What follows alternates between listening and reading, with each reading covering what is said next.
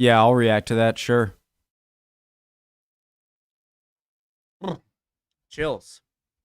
Hey guys, let's get back into some airplanes. War aircraft. Hope you're all doing well. Life inside a Lancaster heavy bomber cross section. Let's do it. Preemptive like, simple history, great channel. My name's Connor if you're new. Did I say that? I always forget, and then I always say this. World War II. I'm going to have a lot of questions, I'm sure. So any comments appreciated, especially if you help me out here. Avro Lancaster bomber. Cross-section. World War II. Flying low under the night sky, the British Avro Lancaster bomber quietly crossed the English Channel en route to Germany, taking the fight straight to the heart of the country for the final 3 years of World War II. The inception of the Lancaster. The British Avro Lancaster was a heavy bomber that was primarily used as a nighttime bomber during World War II and spearheaded the Allied strategic bombing campaign devised by RAF Commander-in-Chief of Bomber Command Arthur Bomber Harris against Nazi Germany. Intended as the answer to issues with the Avro Manchester, the Lancaster was designed by Roy Chadwick and the Avro team, with the first prototype deploying in January 1941. A year later, in March 1942, it was used operationally for the first time, in a production run that lasted until 1946. Needing a 7-man crew, over 7,377 Lancasters were built, requiring a massive 1.1 million men and women involved in its production across 920 countries. Question.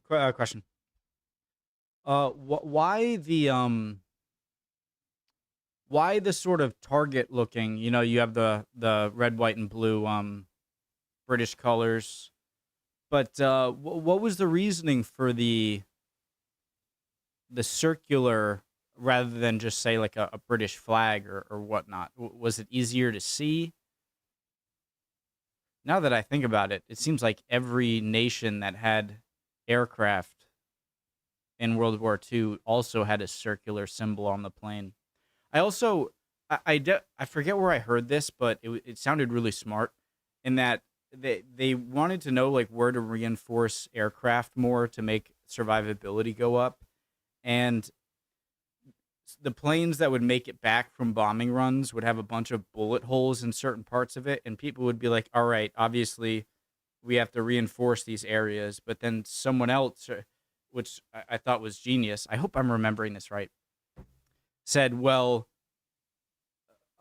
survival bias, you know, the planes that didn't make it, the planes that make it home seem to be taking damage in these areas of the plane, meaning that the planes can take damage in those areas without the plane failing and killing the crew. And so it's the places where the bullet holes weren't that you wanted to reinforce the planes more, since you weren't seeing aircraft that got shot there make it back.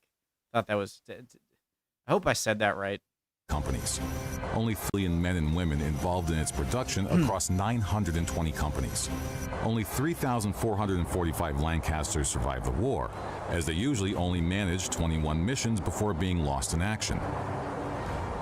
Although its most instrumental and important period of use was during the war, the Lancaster was refitted, updated, and improved after the war, continuing its use by the RAF Bomber Command and Royal Canadian Air Force, conducting, among other things, aerial surveys and long-distance flights.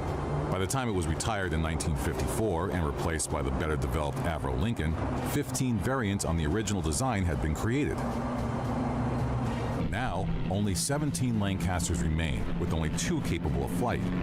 One of them flies in formation with a Spitfire and Hurricane in the Battle of Britain Memorial Flight at air shows in Britain and special events. Alert! Simple History is under attack. Just last week we thought they... Sponsor. Guys, any of the videos I watch, please make sure if you're interested in what they are being sponsored by, promoting, please use their links.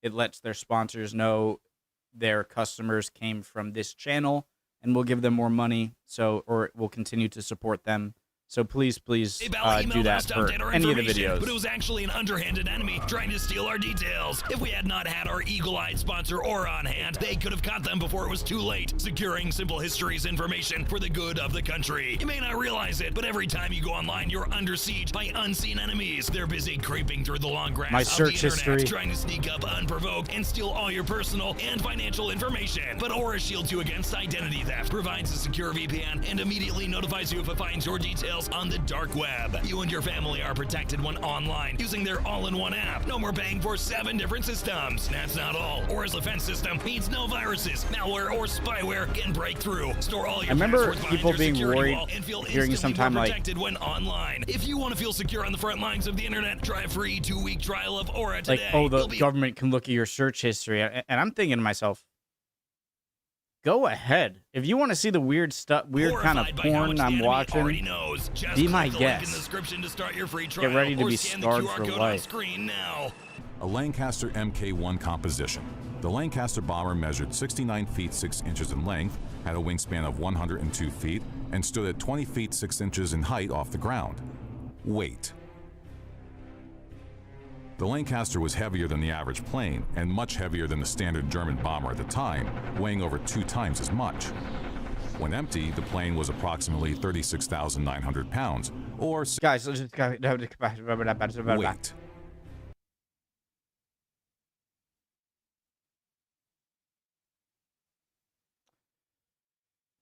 Oh God, I keep asking what the 0.303 inch.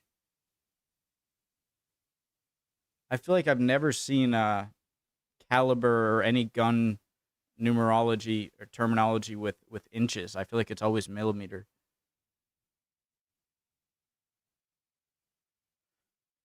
So is 0.303 inches, 0.3 inches the diameter of the barrel? The Lancaster was heavier than the average plane and much heavier than the standard German bomber at the time, weighing over 2 times as much. When empty, the plane was approximately 36,900 pounds, or 16,738 kilos, but was capable of carrying almost its whole weight again, being able to haul 33,100 pounds, or 15,114 kilos in fuel and bombs. This also meant that it was one of the only planes capable of carrying the RAF's largest bombs, including the deadly 12,000-pound bunker busters. These features also allowed the Dam Busters raid, codenamed Operation Chastise, to take place, which wouldn't have been possible without the Lancaster's superior bomb-holding capacity. Right, because of the torpedo nets they had in anticipation of British or Allied bombers trying to take out the dam. They had to come up with the skipping bomb spinner thingy. Modified to fit British engineer Barnes Wallace's bouncing bomb underneath the fuselage, it was the only plane capable of carrying out the mission thanks to its elongated bomb bay. Engines. The Lancaster was powered by 4 Rolls-Royce Merlin XX V12 liquid-cooled piston engines, driving 3-bladed propeller units. Each could produce up to 1,280 horsepower and 954 kilowatts of power. This meant that at 15,000 feet it could cruise at 200 miles per hour, but also had a top speed of 275 miles per hour. 6 fuel tanks were located in the wings and could hold 2,154 gallons of fuel between them, so this averaged out at nearly 1 gallon used per mile. With a bomb load of 7,000 pounds, its range was a lengthy 2,530 miles, and the Lancaster had a service ceiling of 24,500 feet, a huge improvement over the Manchester's Avro engine. But as the war went on, engine production became more difficult due to a shortage of supplies, and was forced to turn elsewhere to the British Hercules' variant of the Lancaster, which used air-cooled radial engines instead. However, these were vastly inferior, so the issue was finally resolved by importing brand new Merlin engines from the US after they had joined the war. This popular variant of the Merlin engine was also used in several other RAF aircraft, including the Hawker Hurricane and Spitfire fighter planes. Bomb sights. Initially, Lancasters used the Mark 9 course-setting bomb sight, also known as CSBS. This was a rudimentary design that had been in production since its creation by Harry Wimperis in 1917. it involved squinting through wires that had to be manually set, meaning they lacked flexibility and the ability to easily change and adapt. But by 1943, this was replaced by the Mark 14 vector-based bomb sight, now recognized as the first modern bomb sight. It allowed the bomb aimer to input information at the start of the flight and a computer to automatically and continuously calculate the trajectory of the bombs and adjust accordingly during missions. This was instrumental in making the Lancaster a big-time part of the nighttime bombing raids. Crew. Something that is often forgotten in the war films and the media is the actual age of the average soldier. Although slightly older than those on foot, bomber crews were made up of 7 barely adult men with an average age of just 22. They each had their own role in flying the plane. The pilot, of course, flew the plane and assumed the leadership role, while the engineer, who looked after the engine, sat next to him. Behind them sat the navigator and wireless operator, who plotted the plane's course and monitored radio messages respectively.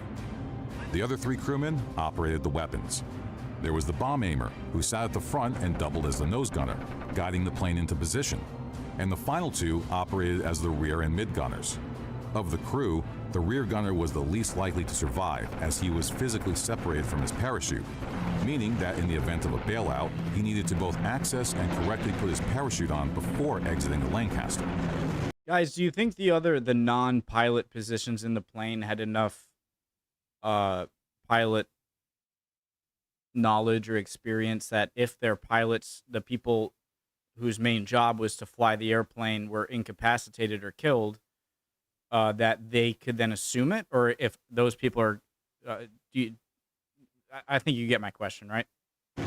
Both access and correctly put his parachute on before exiting the Lancaster. Armament. The Lancaster was armed with 8.303-inch caliber Browning machine guns across 3 hydraulically powered turrets. 2 sat in the nose turret, 2 in the dorsal spine, and 4 in the powered tail turret. Unlike the American bombers, the Lancaster excluded the addition of a ventral belly turret, although a few variants did have one, but these were phased out by 1942 as they were not very successful. For some reason, the further back in the plane, the more danger I would feel I'm in. Only because if I'm a pilot, I'd imagine, like, usually when I see, I feel like they're more likely to, the person, the fighter attacking you would maybe not shoot ahead as much, and I feel like they might miss more bullets because they didn't shoot ahead enough rather than because they didn't shoot behind enough. Does that make sense? Because does that make sense? I just feel like I don't know. I don't know. Bomb load. As already mentioned, the Lancaster's true uniqueness lay in its bomb-carrying abilities, outstripping any other plane in the World War II aviation sphere and allowing for superior nighttime raids and attacks over German soil. In total, the Lancaster had a 33-foot-long bomb bay and was capable of carrying a 14,000-pound bomb load at a speed of 200 miles per hour. This also meant it was able to carry some of the largest high-capacity cookie bombs, weighing between 1,000 and 4,000 pounds. Alongside these, the Lancaster would carry high-explosive, general-purpose, medium-case, or smaller incendiary bombs, such as 24 30-pound or 236 4-pound incendiary bombs. Later, they started modifying the Lancaster bomb bay doors to make them capable of carrying even larger 8,000 and 12,000-pound HC cookies. The drawback of the bomb load and the bomb bay doors was the lack. Did they have any landmine bombs? Well, I guess they wouldn't be bombs, but small grenade-like bombs that they would just litter out of the airplane that did not detonate on impact, but just made a giant minefield? No? Pound HC cookies. The drawback of the bomb load and the bomb bay doors. I gotta shut up. I gotta stop talking. Pound or 236 4-pound incendiary bombs. Later, they started modifying the Lancaster bomb bay doors to make them capable of carrying even larger 8,000 and 12,000-pound HC cookies. It's like an The elephant. drawback of the bomb load and the bomb bay doors was the lack of an easy exit route for the crew. with the hatch being smaller than those on other aircraft and far more difficult to get out of, and almost impossible wearing a parachute. It meant that the crews of stricken Lancasters only had a 15% successful bailout rate, compared to as high as 25% in Halifax's and 50% in American bombers.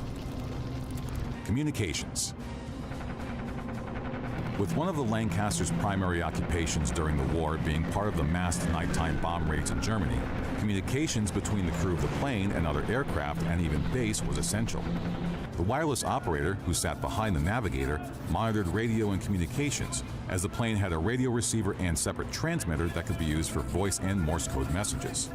Part of his job would involve identifying friend or foe in the night sky and giving false signals to confuse or derail the enemy.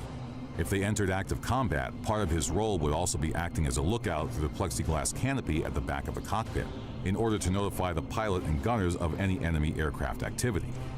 The rear gunner was also instrumental here, as the Germans often attacked from behind, meaning it was he who would see them first and be tasked with alerting the rest of the crew. The pilot would often then guide the plane into a corkscrew turn to avoid enemy fire.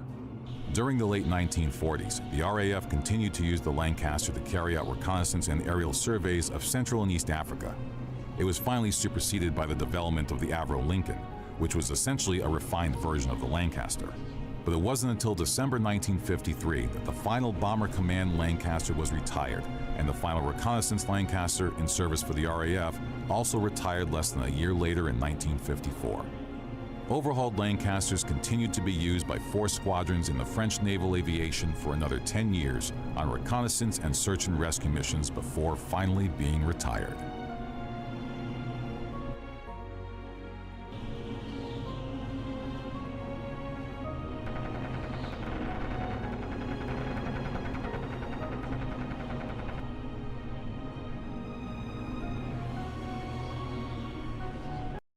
All right, guys, it was a really cool video. Yeah, I love learning about. I gotta watch about planes in general, World War II ones. I've been trying to do everyone. I even looked up before this video and opened a few tabs to react to some videos, watch some YouTube videos of the British planes that I haven't yet. Maybe I can move on to some other countries' planes as well. But I want to check out the World War I planes now, especially the communication means that they had. The game changed, that instant communication. This is another point I make constantly in videos, but it's because I mean it so much and I'm fascinated. Is how much warfare changed when instant communication became a thing. And I wonder if they still had that in World War I aircraft run. So awesome video. Would appreciate any answers to my questions, guys. Any comments at all. You guys are awesome with that always. And I'll see you guys next time. Bye, guys.